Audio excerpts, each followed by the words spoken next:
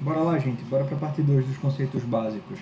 Bom, vamos começar falando sobre ponto material. Ponto material. O que é isso? Ponto material pode ser qualquer corpo.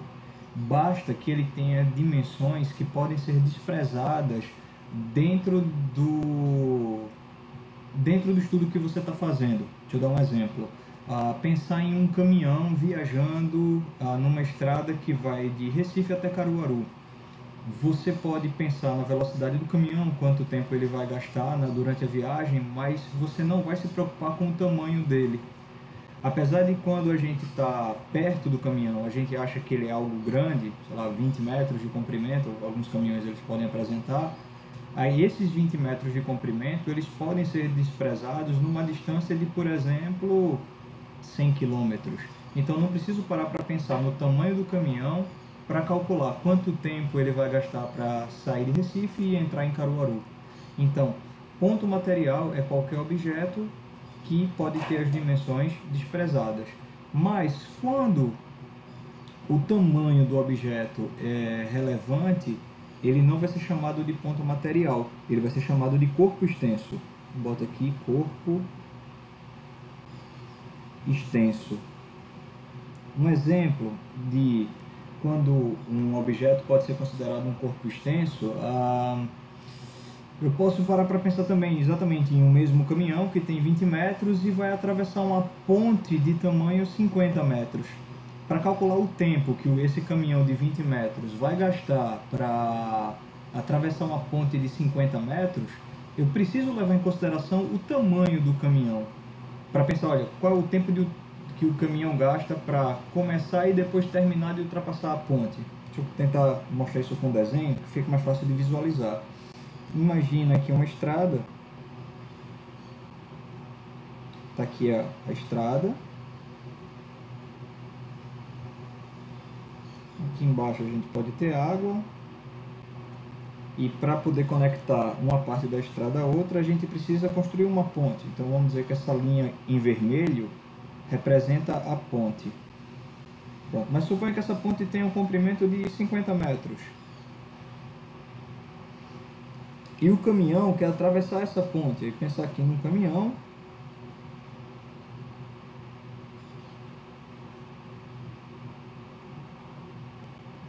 Aqui tentar aqui desenhar um caminhãozinho. E esse caminhão vai atravessar essa ponte. Aí vamos supor que esse caminhão tem um comprimento de 20 metros, foi o que eu falei antes. Então aqui tem 20 metros, ó. Mas aí eu quero pensar em quanto tempo esse caminhão ele vai atravessar a ponte. Eu não posso desprezar o tamanho dele, porque para pensar nesse caminhão ultrapassar a ponte por completo, eu tenho que pensar na hora que ele começa, ou seja, que a parte frontal dele chega aqui no início da ponte, e tenho que pensar quando essa parte traseira daqui, ó, essa linha que eu estou colocando em verde, quando essa linha que eu estou colocando em verde chegar no final da ponte. Ou seja, a ultrapassagem só termina quando a parte traseira do caminhão chegar aqui no finalzinho da ponte. Então eu tenho que somar os dois tamanhos.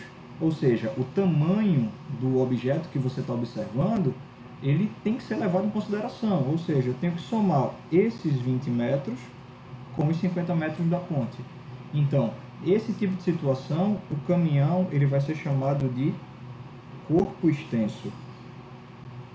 Mas se for esse mesmo caminhãozinho aqui, indo de Recife para Caruaru, ele vai ser um ponto material. Opa, voltou.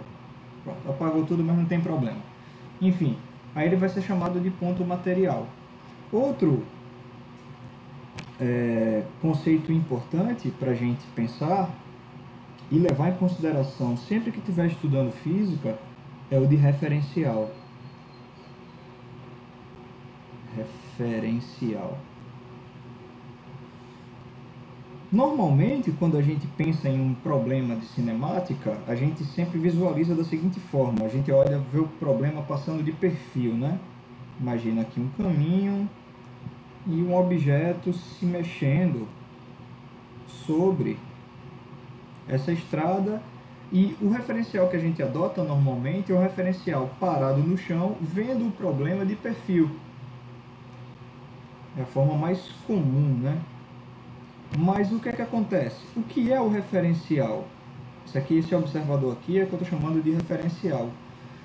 Eu penso no referencial como um corpo em relação ao qual a gente está analisando o movimento de um móvel, o movimento de um outro objeto.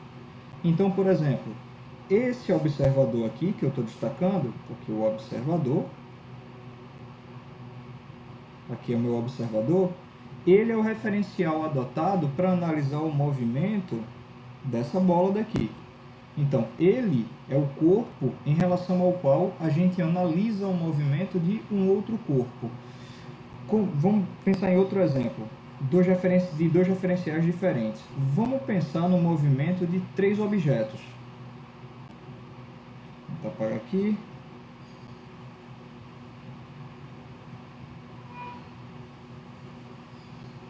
Pronto. Pensar aqui numa estrada, por exemplo, aqui, ó. Eu vou pensar em 3 objetos que vão andar sobre ela. O objeto A, o objeto B e o objeto C. Eu vou imaginar que B está parado sobre esse plano que eu desenhei, sobre o chão, sobre o solo. Está aqui o solo. B vai ficar parado. B tem uma velocidade de 0 metros por segundo. Está parado em relação ao chão. Suponha que A se movimenta para frente com a velocidade de 2 metros por segundo e C também se movimenta para frente com a velocidade de 2 metros por segundo. A grande questão aqui é, vamos analisar o movimento de A. Se a gente se coloca no lugar do referencial B, se a gente se coloca no lugar de B, a gente vai dizer o seguinte, que A está em movimento. Para B, o móvel A está em movimento. Mas se a gente se coloca no lugar de C, para C, ele vai dizer, olha, para C estar em movimento também? Tá não, C está andando lado a lado com ele. Em relação a C, A, ele não está mudando de posição. É como se fosse o seguinte, é como se C fosse o passageiro de um carro no qual A está dirigindo. Ó. Se aqui é C e esse é A, na medida que A vai para frente, C também vai. Então eles estão indo para frente juntos. Em relação a C, A está parado. Então para C, o móvel A está em repouso. Então, sempre que você vai estudar alguma coisa, sempre que você vai estudar algum fenômeno, você tem que saber qual é o referencial que está sendo adotado.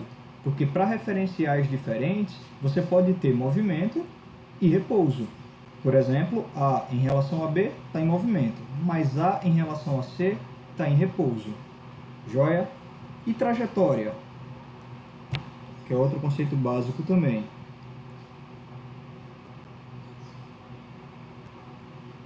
Trajetória.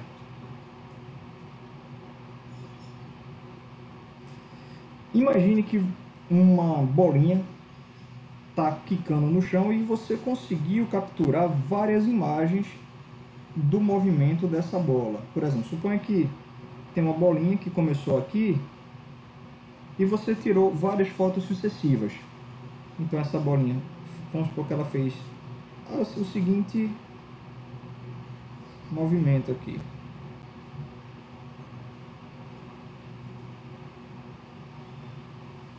Vamos supor que ela ficou ocupando essas sucessivas posições, ó. Eita, esse aqui ficou feio, né? Bom, essas sucessivas posições aqui.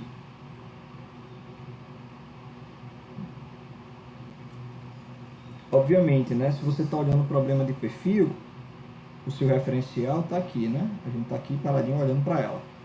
Beleza, e o que é a trajetória? Eu penso na trajetória como uma linha imaginária que passa por todas as posições ocupadas pelo corpo. Então essa linha que eu estou desenhando em vermelho, ela representa a trajetória dessa bolinha que quicou no chão. Então, trajetória, a gente pensa como uma linha imaginária que passa por todas as posições que o corpo ocupou sucessivamente no tempo. Joia, pessoal? Então, você tem aí outros conceitos fundamentais que são de extrema importância para que você interprete bem cada exercício, cada problema, para poder resolver. Beleza? Um abraço.